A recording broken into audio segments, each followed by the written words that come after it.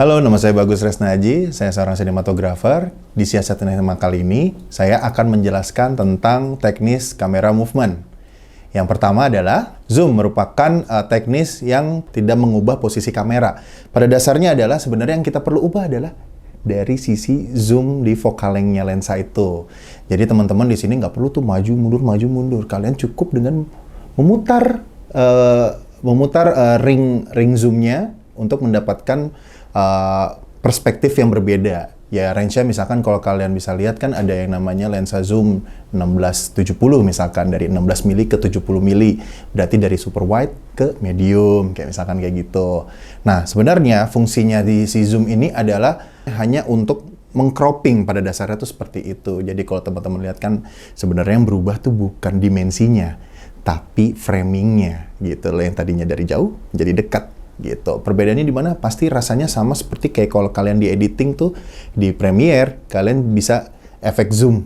Jadi alih-alih kayak misalkan kalau kalian males pakai nggak perlu mas pakai dolly atau apa kayak gitu-gitu pakai zoom bisa, tapi pasti ada minusnya teman-teman. Jadi kalau misalkan minusnya itu adalah terasa tidak terlalu organik gitu loh, terasa terlalu teknikal rasanya. Makanya kenapa pendekatan zoom ini jarang dipakai. Dan kalaupun sering dipakai, biasanya memang ada kebutuhan khusus. Contohnya kayak misalkan kita mau ada treatment yang memang bener-bener kayak mau mengembalikan efek zaman dulu gitu loh. Misalkan kayak misalkan dari zoom in, zoom out, kayak TV zaman dulu gitu loh, TV show gitu. Jadi itu balik lagi ke kebutuhan perspektif dari kreatifnya kalian sendiri gitu. Oke, selanjutnya adalah track in dan track out. Perbedaannya di mana mas sama zoom? Kalau di zoom adalah kalian mengubah focal length di lensanya. Kalau track in dan track out, kalian mengubah posisi kameranya. Posisinya apa? Dari maju untuk track in, dan untuk mundur adalah track out. Jadi fungsinya untuk apa? Untuk sebenarnya mengemphasize apa yang emang kita ingin sampaikan. Contohnya, sebenarnya kalau misalkan kalian menggunakan track in ataupun track out, sebenarnya memang ada penjelasan-penjelasan perspektif secara cerita tuh kayak, wah, aku pengen tahu nih, ini ceritanya tentang apa ya? Sama aja kayak kalau kita track in tuh kayak gini loh. Sama aja kalau kita lihat tangan kayak, ada apa di tangan gue? Itu track in. Kayak gitu loh. Intinya kayak kita mencoba mengubah perspektif atau mengubah perspektif visual ketika orang melihat track in itu adalah sama seperti mata kita mendekati objek utama. Gitu loh. Intinya untuk mengemphasize apa yang kita shoot gitu loh, objek utama kita. Nah, begitu pula dengan track out. Sama, kalau kita ke track out sebenarnya untuk melihat, untuk memperluas atau mereveal. Sebenarnya itu gitu fungsinya. Jadi kalau misalkan kalian bisa juga kalau misalkan mau melakukan track in atau track out, ada beberapa pilihan nih. Kayak misalkan kalian bisa pakai slider, bisa pakai dolly, bisa juga pakai gimbal stabilizer atau steadicam, itu bisa banget. Jadi tergantung kalian pakai alatnya apa. Gitu. Selanjutnya adalah rec focus. Sebenarnya rec focus itu lebih bahasa gampangnya adalah changing focus. Jadi kalau ngomongin changing focus, sebenarnya ini bukan dari kamera movement-nya, tapi lebih ke arah bagaimana si kamera kita atau si lensa kita untuk menitikan fokusnya. Fungsinya untuk apa? Untuk fungsi kamera dan lensa ini kan sebenarnya sama seperti mata kita ya. Kayak bagaimana kita men-changing fokus itu sebenarnya sama seperti kita men-changing point of view yang kita pengen sampaikan. Gitu loh. Misalkan nih ada dua orang yang berseberangan gitu. Ketika shotnya di over the shoulder, awal pertamanya fokusnya itu di depan, di foreground, lalu kita bisa changing fokus ke belakang. Itu fungsinya untuk apa? Fungsinya untuk menjelaskan kira-kira siapa yang ada di depan orang itu.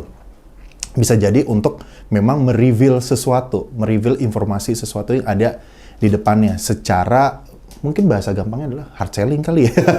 Hard selling. Jadi intinya secara gamblang menjelaskan ini loh yang kita pengen sampaikan. Gitu. Pen. Sebenarnya kalau pen itu sama kayak orang India, ya geleng-geleng. Nggak, sebenarnya kalau ngomongin pen ada pen to the left, pen to the right.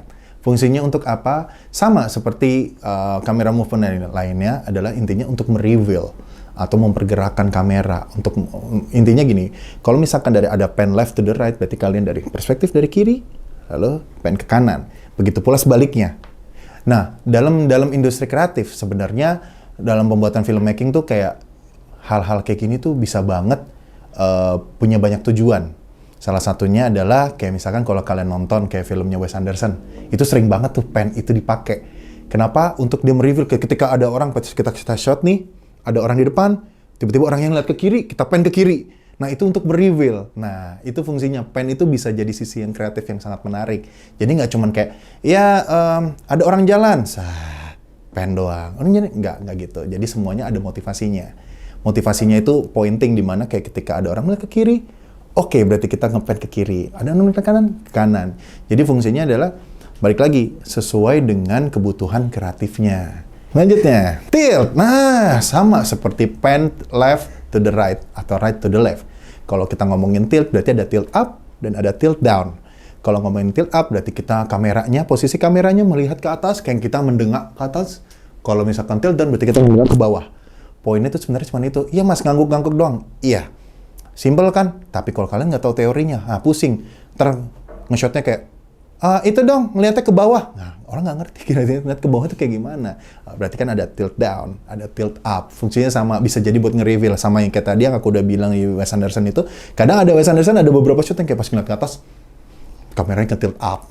Kayak gitu. Jadi sama, fungsinya untuk mengubah perspektif dan juga me-reveal sesuatu.